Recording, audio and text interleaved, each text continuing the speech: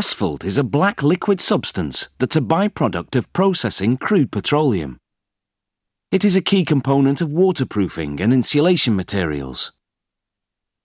It's also used for roofing shingles, but its best known use is for paving roads.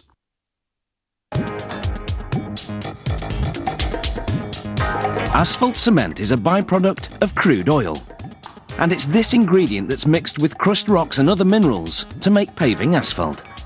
Production begins at the paving plant's quarry, where some 15 metres below ground, workers driving heavy machinery collect boulders of granite that have been blasted off the rock walls.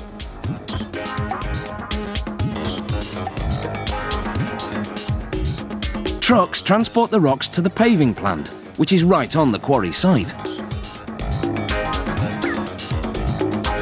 They dump their cargo into the primary crusher, a machine whose steel jaws crush these big rocks into pieces smaller than 20 centimetres.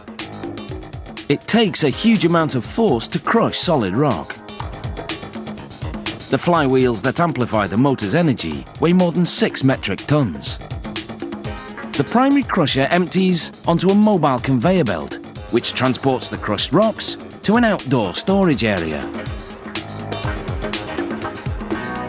When it's time to make the asphalt, the rocks travel via a conveyor belt from the storage area to a screening building to be classified by size. There, the rocks tumble downward over a series of inclined screens, whose largest holes are 10 centimetres across. Pieces too large drop through and go to a secondary crusher that reduces the rocks to 10 centimetres or smaller, then sends them to a third or tertiary crusher that further reduces them to 2 centimetres or smaller. Rocks small enough to pass through the screens bypass the secondary crusher and go directly to the tertiary crusher. After this last crushing stage, the largest stones are 2 centimetres in size. Everything smaller than 5 millimetres goes in one pile. That includes stone dust created by the crushing process.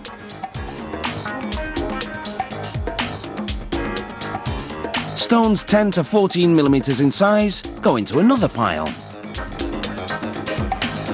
Stones 5 to 10 millimetres into another.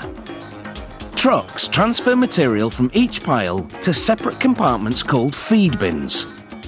Exactly what goes into the paving asphalt depends on what's being paved, but generally these are the 4 ingredients.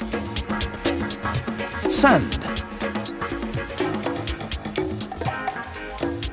stone dust, 5 to 10 millimetre stones, and 10 to 14 millimetre stones. The ingredient proportions vary according to what the paving asphalt will be used for. Stones, along with sand and stone dust as fillers, usually make up about 95% of the mix. The remainder, added later, will be liquid asphalt cement. Each bin releases a specific amount of material onto a conveyor belt running underneath it. The belts lead to a main collecting belt that dumps the combined ingredients onto yet another belt that leads to a dryer. The drying process, which takes about a minute, removes all traces of humidity. This will enable the materials to bond better with the asphalt cement. Screening equipment then re-separates the dried ingredients, making it possible to weigh out precisely the required amount of each one. Everything then goes into a mixer.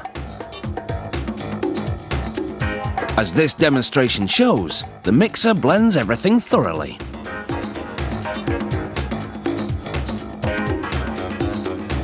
Then it's time to pump in hot asphalt cement. Oil refineries make asphalt cement from what's left over after they've processed crude oil. The paving mix contains about 5% asphalt cement. So, if you want to make yourself a paving asphalt cake, take 1 healthy portion of hot asphalt cement and stir well.